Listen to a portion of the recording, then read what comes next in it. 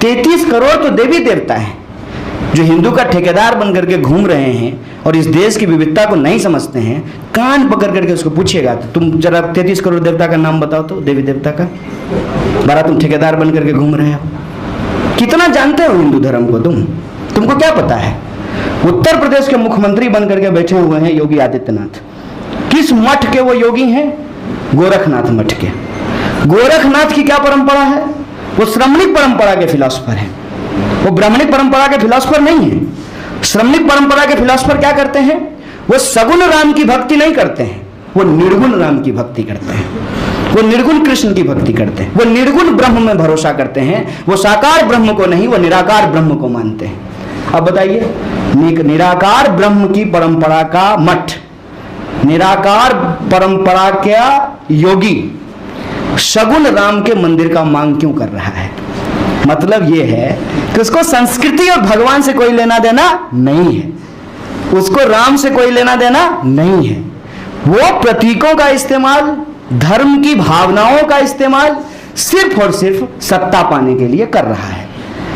और यह जो हमारी विविधता है, यह जो हमारी संस्कृति है, आज उसको जिस तरीके से एक रूपता में ढालने का प्रयास किया जा रहा है, यह असंभव है। यह संभव ही नहीं है। इस बात को आप जान लीजिए। आप किसी भी परंपरा को उठा करके देख लीजिए।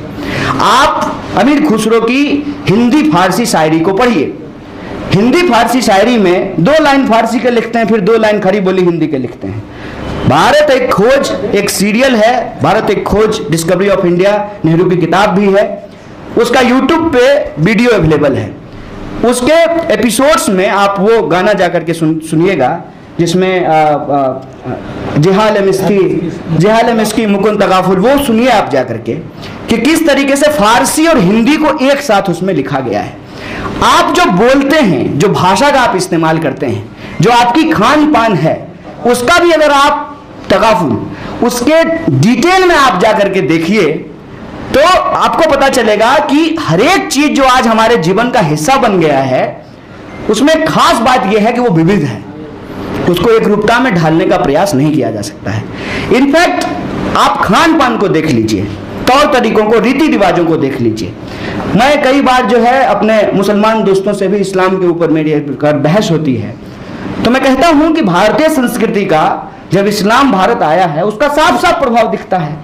जैसे इस्लाम में जाति का कॉन्सेप्ट नहीं है, कहीं से भी नहीं है, लेकिन भारत में जाति व्यवस्था थी, इसीलिए भारत के इस्लाम में जाति नहीं है, लेकिन मुसलमानों में जाति है और बहुत गहराई से है।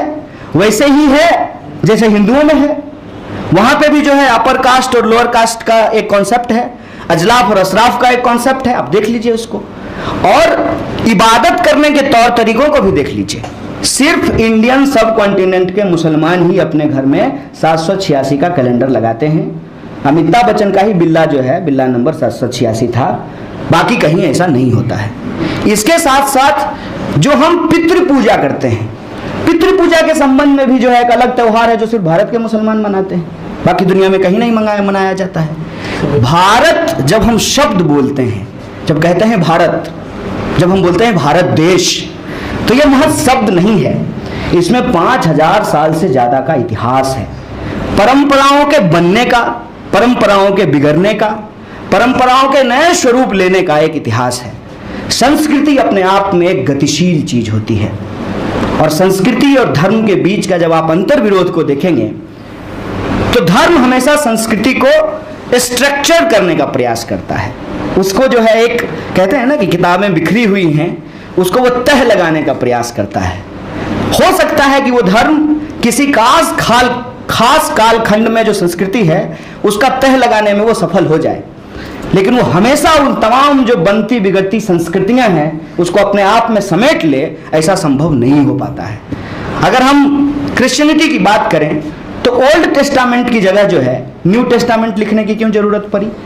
और अगर ओल्ड टेस्टामेंट को चैलेंज नहीं किया जाता तो क्या समुद्री यात्राएं शुरू होती? और अगर समुद्री यात्राएं नहीं शुरू होती तो क्या अंग्रेज भारत तक पहुंच पाते? और अंग्रेज अगर भारत तक नहीं पहुंच पाते तो जो भारत को आज हम देख रहे हैं, क्या हम ऐसा भारत देख पाते? ये जो पूरा का पूरा दुनिया का बनने, बिगड़ने और नया स्वरूप लेने की प्रक्रिया है, उस प्रक्रिया को नजरअंदाज करके एक खास कालखंड में जो सांस्कृतिक कॉन्फ्लिक्ट होता है, उस कॉन्फ्लिक्ट को बढ़ा करके सत्ता को काबिज करने की कोशिश की जाती है। और यह कोशिश अलग अलग समय में अलग अलग जगह पे हुआ है। जैसे आप सेकेंड वर्ल्ड वॉर से पहले यूरोप के इतिहास को देखेंगे तो अलग अलग तरह के तानाशाह पैदा हुए। मुसोलिनी पैदा हुआ, हिटलर पैदा हुआ, और उनका आधार क्या था? वो ये कहते थे कि हमको भगवान ने सबसे श्रेष्ठ बनाया है, और चूंकि हम सबसे श्रेष्ठ हैं इसीलिए दुनिया पर राज करने का अधिकार हमको है, क्योंकि अगर हम राज नहीं करेंगे तो हम दुनिया को सभ्य नहीं बना पाएंगे। ऐसी ही बात जो है कुछ बेवकूफ लोग करते हैं, जिनको लगता है कि कहीं जाकर के बम फोड़ देते हैं तो वो जिहाद है। ऐसी ही बेवकूफी उनके भी दिमाग में भरी हुई है। और ऐसी ही बेवकूफी अभी इस देश के लोग जो सत्ता में बैठे हुए हैं वो लोग भी कर रहे हैं कि भारत के संघीय ढांचा को वो बार बार तोड़ने का प्रयास कर रहे हैं, उसको छेड़ने का प्रयास कर रहे हैं। इसको जितना छेड़ेंगे ये उतना ही रीबेटल करेगा। और एक एग्जाम्पल मैं आपको बता देता हूं। जब मुगल यहां आए तो मुगलों ने सबसे पहले एक बात यहां समझ ली। वो कई इलाकों से घूम घाम करके आए थे, जैसे सिकंदर भी कई इलाकों से घूम घाम करके आया था। और जब वो एशिया पहुंचा तो उसने पहली नीति ये अपनाई कि हर राज्य से युद्ध नहीं करेंगे, शादी को, मैरिज को एक ट्रीटी की तरह, एक संधि की तरह इस्तेमाल किया गया। और सिकंदर की कई शादियां हुई एशिया में जब वो इंटर करता है। आप मुगलों को भी देखेंगे तो मुगलों ने क्या किया? सबसे बड़ा राज्य जो है, अगर एरिया की बात करेंगे तो औरंगजेब का एरिया सबसे बड़ा था, लेकिन एक स्टेबल राज्य देने का काम अकबर ने किया। अकबर ने क्या किया?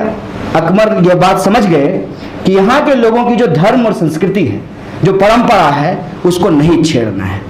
अगर उसको छेड़ेंगे तो हम कहीं और फंस जाएंगे और हम एक स्टेबल राज्य जो है वो नहीं बना पाएंगे। अकबर की शादियां होती हैं, हिंदू रानियों से भी अकबर की शादी होती है।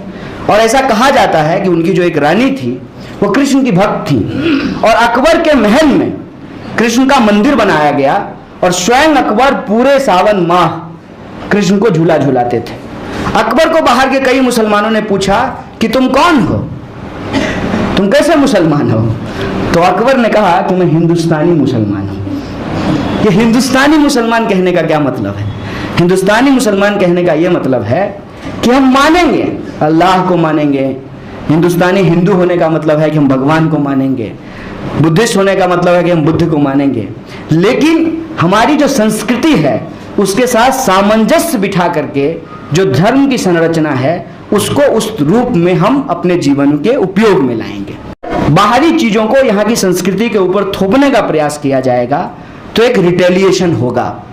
इसीलिए आप देखेंगे कि यह बात आरएसएस के जो लोग हैं उनको दिमाग में घुस गई है कि अगर इस्लाम के भीतर स्ट्रक्चर बनाया जा सकता है, क्रिश्चियनिटी के भीतर स्ट्रक्चर बनाया जा सकता है, तो हिंदुओं के भीतर स्ट्रक्चर क्यों नहीं बनाया जा सकता है? अव्वल सबसे बड़ा क्वेश्चन क्या आएगा कि हमारा किताब कौन सा होगा? एक किताब, गीता वो एक किताब होगी। वेद ही अपने आप में 4 हैं, सैकड़ों उपनिषद, अरण्यक, ग्रंथ, तो वो एक किताब कौन सी होगी? तो इनके दिमाग में कहीं ना कहीं ये बात है कि मनुस्मृति जो है वो एक किताब हो सकती है, वो एक लॉ एंड ऑर्डर को चलाने का, वो स्टेट को चलाने का एक फॉर्म हो सकता है। दूसरा कि भगवान कौन से होंगे, कैसा भगवान आप लेकर के आएंगे? तो मैं आपको एक चीज याद दिलाना चाहता हूं। जब से राम मंदिर आंदोलन शुरू हुआ है उसके बाद से राम की एक अलग तस्वीर आपके मोबाइल पे, आपके टीवी स्क्रीन पे और विभिन्न बैनरों पे आपको दिखता होगा। वो राम सीता के साथ नहीं है, वो राम लक्ष्मण के साथ नहीं है, उस राम के चरण में हनुमान भी नहीं बैठे हुए हैं। वो राम अकेले हैं, बिल्कुल अकेले हैं। और आप जानते हैं कि हमारे देश में कौन सारे लोग जो हैं अकेले हो जाते हैं और फिर जिंदगी का मजा उठाते हैं। आपको भली भांति ये बात पता है। वो अकेले हैं और वो खड़े नहीं हैं, शांत नहीं है, सौम्य नहीं है। आप एक गाना सुने ना, ठुमक ठुमक चलत रामचंद्र बाजत पैजनिया, ये आप सुने होंगे ये गाना, कि राम जो उनका बचपना भी है, वो घुसक के चलते हैं, गिरते हैं। उसमें एक मानवीय चित्रण है लेकिन इसमें इस राम का जो स्वरूप आप देखेंगे तो वो धनुष उठाए हुए हैं, गुस्से में हैं, प्रत्यंचा धनुष का जो डोरी होता है, रस्सी जो होता है, उसको कान तक खींचे हुए हैं, इतने गुस्से में हैं वो राम। एक हनुमान भी आजकल आप लोगों को दिख रहे होंगे कार के शीशे पे, वो बहुत गुस्से में हैं। और हनुमान जी कभी गुस्से में रहते ही नहीं हैं। हनुमान जी एक ऐसे भगवान हैं जो सामने वाले को गुस्सा दें लेकिन खुद नहीं गुस्से में आएंगे। जब वो लंका जलाने के लिए गए तो रावण को इतना परेशान कर दिए कि रावण गुस्से से जलने लगा, इतना रावण को वो तंग कर दिए। वो नटखट हैं, वो उछल करके इधर से उधर जाते हैं, गुस्से में वो बिल्कुल भी नहीं है, लेकिन एक गुस्से वाले हनुमान हैं। क्यों? क्योंकि एक कोशिश की जा रही है, मिलिटराइजेशन ऑफ हिंदू धर्म जो है और भारत की जो संस्कृति है उसको जब आप गौर से देखेंगे, एक तो ये बहुत विविध है और विविध होने के चलते ये बहुत अलग अलग आपको दिखेगा और ये एकजुट भी है, एक साथ भी है। अगर आप रामायण की ही चर्चा करें तो भारत में एक रामायण नहीं है, सैकड़ों रामायण लिखे गए हैं और हर इलाके की अपनी एक रामायण है और उसकी अपनी एक कहानी है। और यह भी मैं बात बताता हूं और मैं यहां खड़ा होकर के बोलता हूं कि जब आप कश्मीर से लेकर के कन्याकुमारी तक जाएंगे तो राम को पूजा करने वाले हिंदू तो आपको मिलेंगे ही, रावण को पूजने वाले भी हिंदू आपको मिलेंगे। आप अगर वैष्णो देवी की यात्रा किए हैं कभी, या जो लोग किए हैं उनसे पूछिएगा कि वैष्णो देवी जो लोग जाते हैं भैरवनाथ के मंदिर में जाना जरूरी है। और भैरवनाथ और वैष्णो देवी की कहानी आप लोग पढ़े होंगे। ये देश बहुत ही विविध है और मैं एक धर्म की विविधता की बात कर रहा हूं, मैं आपको दूसरे धर्म की विविधता की बात बताता हूं। आप ज्यादा दूर मत जाइए, ये बिहार है, आप सीमांचल चले जाइए। सीमांचल के मुसलमान छठ पूजा करते हैं। अभी छठ आएगा, अगर मैं झूठ बोल रहा हूं तो आप जा करके चेक कर लीजिए इस बात को। बिहार में, खास करके बिहार और बंगाल की सीमा पे जो रहने वाली मुस्लिम आबादी है, मुस्लिम महिलाएं आपको सिंदूर लगाती हुई दिखेंगी। आप ये चेक कर लीजिए, सब मैं फैक्ट बता रहा हूं आपको।